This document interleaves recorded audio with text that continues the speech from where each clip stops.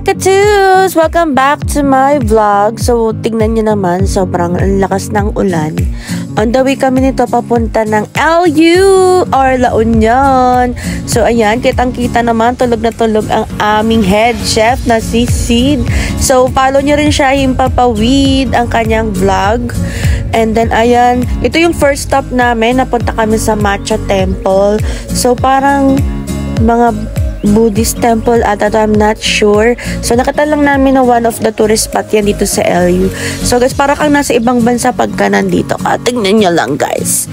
Sobrang ganda ng place. Talaga naman kala mo nasa Hong Kong ka. Tapos yun lang ginawa namin dito. Actually, nag-picture-picture lang kami. Tapos, nung nakauwi na kami, dun lang namin nalaman na pwede ka pala umakit dun sa taas for more views. Ganyan.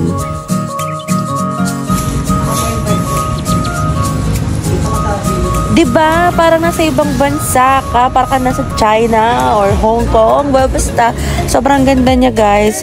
Sobrang ganda din kasi walang tao. Kami lang, as in kami lang yung tao. Dahil nga, sobrang lakas ng ulan ngayon sa LU dahil sa bagyo. So, kaya na-enjoy namin yung mag-picture-picture. Pero ngayon nga, dapat pwede ka umakit sa taas. Pwede na kami umakyat. So, ayan ako. Kunyari, effect lang na posing. Ganyan. O, pahay. Ganyan. So, second stop namin dito is sa Kabsat, La Union, one of the sikat na kainan din dito. So, dapat coffee lang yun iisip namin, pero lunchtime na rin kami nakarating. So, ayan, nag-lunch na lang din kami with the fam. So, guys, kami lagi talaga yung magkakasama. So, tingnan nyo naman, diba, sobrang hindi siya umuulan yan that time, pero ang lakas ng along, grabe.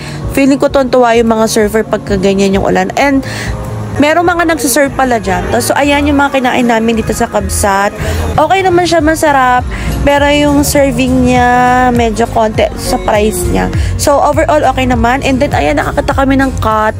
So, pinakain lang namin si Pussy ng mga aming mga tira-tira. So, ayan. Nakaya, nahawakan mo na. Mamamantikaan pa ako.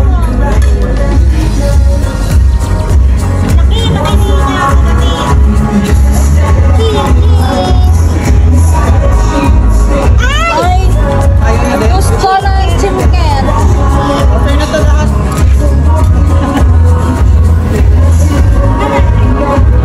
Then, ito yung place ng Kabsat. Sobrang Instagrammable siya, guys. So, pwede ka mag-picture-picture din dyan. And yun, sobrang daming alak. Then, after nito, bumiyay na ulit kami. Actually, nagpunta pa kami sa Bato de Luna, one of the tourist attraction din sa LU. Pero, wala na akong chance mag-video. Ewan ko, guys, sobrang hindi talaga ako nag-video sa trip na to kasi nga, maliban sa sobrang lakas ng ulan, parang sobrang nakaka-relax siya. So, wala na akong ibang alam. And then, yan, napunta na kami dito si El Marie Villa or Events Place. Yun yung tinuluyan namin for this day, for 24 hours. So, yan, tutur kayo ni ate ko. So, let's go!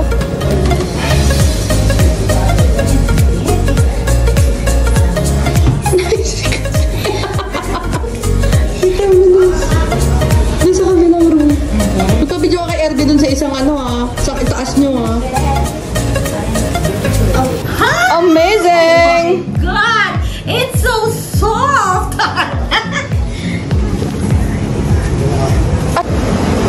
Hi! Welcome to my room! This is our room for tonight. Look at the view! Guys! As you can see!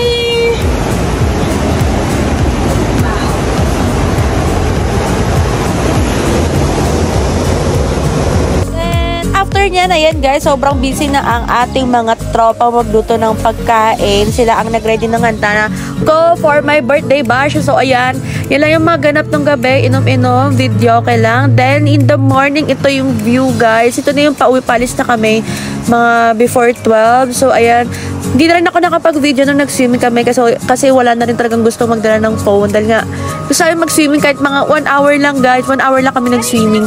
So, ito yung lugar, guys. Sobrang ganda. Sobrang nakaka-enjoy. So, ayan yung view. And, yan yung dagat. So, I will just touch more pictures na lang din after nitong video. So, please follow for more videos, mga katus. I miss you all. And happy birthday to me. Bye!